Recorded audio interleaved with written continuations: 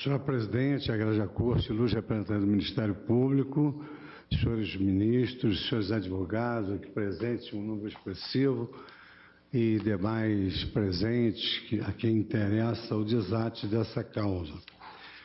Senhora Presidente, primeiramente gostaria de cumprimentar o ministro Edson Fachin pela profundidade, pela agudeza do voto, aliás, como só ser sempre o trabalho do eminente colega. E ele sempre diz que aqui pode haver dissenso, mas não há discórdia. Então é sobre esse ângulo, ministro Fachin, que eu penso venha para trazer aqui alguns elementos que são dissonantes em relação ao voto de Vossa Excelência. Eu prometi ser breve, vou sintetizar, mas vou juntar o voto. Claro. Então, de início, senhora Presidente, eu destaco que a Lei 13.467, ela não contempla normas gerais de direito tributário e, a fortiori, não reclama para esse tema uma exigência de lei complementar.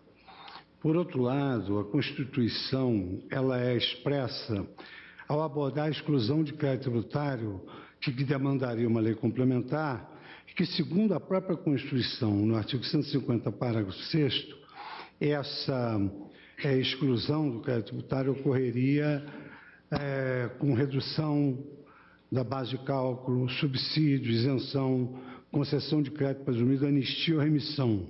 Não há nenhuma referência à concessão de outros benefícios. O Supremo Tribunal Federal ele é muito adstrito a essas expressões reproduzidas do Código Tributário para a Constituição, tanto assim que no Constituição Geral 550.652, o ministro Ricardo Lewandowski destacou que a exigência de lei específica prevista no artigo 150, parágrafo 6º, que era a exclusão do crédito tributário, restringe-se às concessões dos benefícios nele mencionados. Por outro lado, senhora Presidente, eu também, sob um ângulo material, eu repugno de forma urbana e com todas as vênias a peste de atentado contra a isonomia tributária. Eu verifico aqui que a lei exige prévia e expressa anuência de todo e qualquer trabalhador para o desconto da contribuição sindical. Sendo assim, o critério utilizado pela norma ele é homogêneo e ele é igualitário. E também, como consequência lógica da premissa anterior, se não se trata de tributo, não há motivos para invocar limitações ao poder de tributar. Também sustenta-se que a compulsoriedade da contribuição sindical teria força constitucional. Eu vou ao artigo 8º, inciso 4º da Constituição, e leio: a Assembleia Geral fixará a contribuição que, em se tratando de categoria profissional, será descontada em folha para custeio do sistema confederativo da representação sindical, independentemente da contribuição prevista em lei. A parte final do dispositivo deixa claro que cabe à lei dispor sobre a contribuição sindical, não havendo nela qualquer comando ao legislador que determine a compulsoriedade da exação. O argumento teórico básico em favor da cobrança forçada de taxa para custeio dos sindicatos reside no problema de que pode haver free riders, ou seja, pessoas que se aproveitam do sindicato para que promove negociações coletivas e acabam tendo efeitos ultrapartes. Mas isso só acrescenta o poder político dos sindicatos. E eu digo que, e aqui é um detalhe interessante, porque alega-se que isso seria uma produção subótima dos sindicatos, em razão exatamente de promoverem ações e deduzirem pretensões em favor dos sindicalizados. E aqui eu destaco que foi a ratio essência da lei, numa interpretação histórica, que, longe de haver uma produção subótima de sindicatos, é amplamente conhecido o problema da proliferação de organizações sindicais no Brasil. Esse problema, inclusive, foi apontado na exposição de motivo. E eu vou ler só um trecho dessa exposição de motivo. A existência de uma contribuição de natureza obrigatória expliquei muito o número de sindicatos com registro ativo existentes no país. Até março de 2017, eram 11.326 sindicatos de trabalhadores e 5.186 sindicatos de empregadores, segundo os dados obtidos pelo Ministério do Trabalho. Comparativamente, isso que me chamou muita atenção, no Reino Unido, em contraposição aos nossos 11 mil de empregados e 5 mil de empregadores, no Reino Unido há 168 sindicatos, na Dinamarca 164, nos Estados Unidos 130 e na Argentina 91.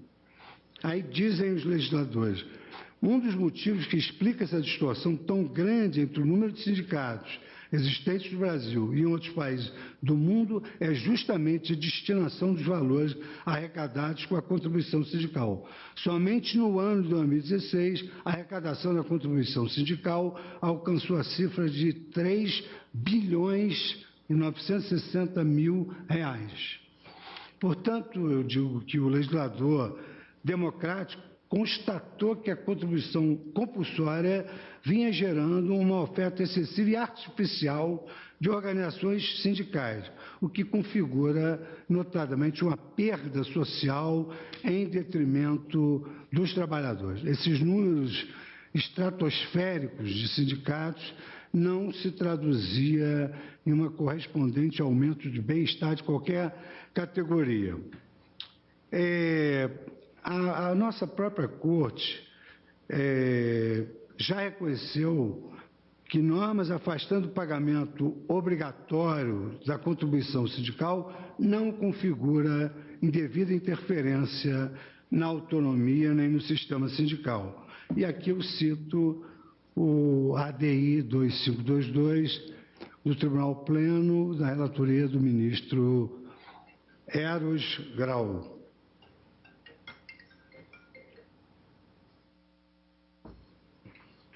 Trago também, senhora presidente, de forma sintética, um argumento constitucional muito expressivo que consagra como direito fundamental, um dos direitos fundamentais, a liberdade de associação, sindicalização e de expressão.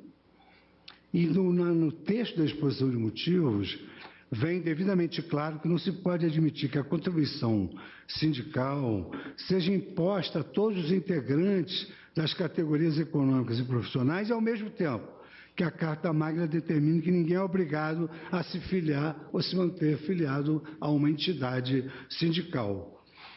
Sob o enfoque da liberdade de expressão e não de associação, assento que é consabido que as entidades sindicais frequentemente, mas isso é público notório e vigora a regra notória não é de probationem, frequentemente os sindicatos se engajam em atividades políticas, lançando e apoiando candidatos, conclamando protestos e mantendo estreitos laços com partidos políticos. Ocorre que o discurso político é o núcleo por excelência da liberdade de expressão.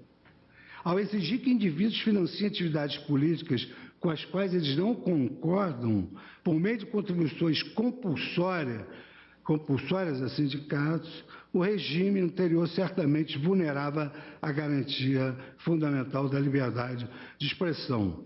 Eu trago aqui um caso emblemático da Corte Suprema dos Estados Unidos, a maior democracia do mundo, e esse julgado ele é exatamente do dia de hoje.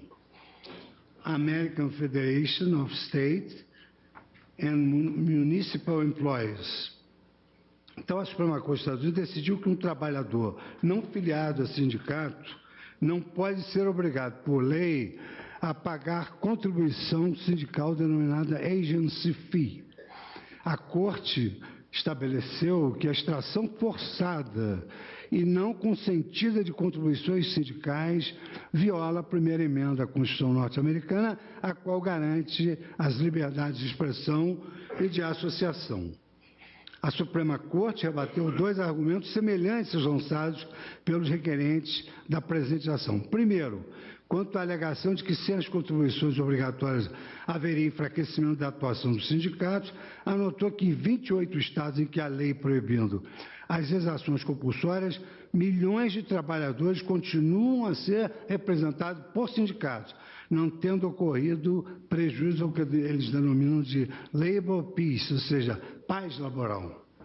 Em segundo lugar, eles entendem que, ainda que possa favorecer outrem, também trabalhador, os sindicatos que se beneficiam também da prerrogativa de representarem trabalhadores não filiados, aumentando exatamente seu poder político e a sua influência.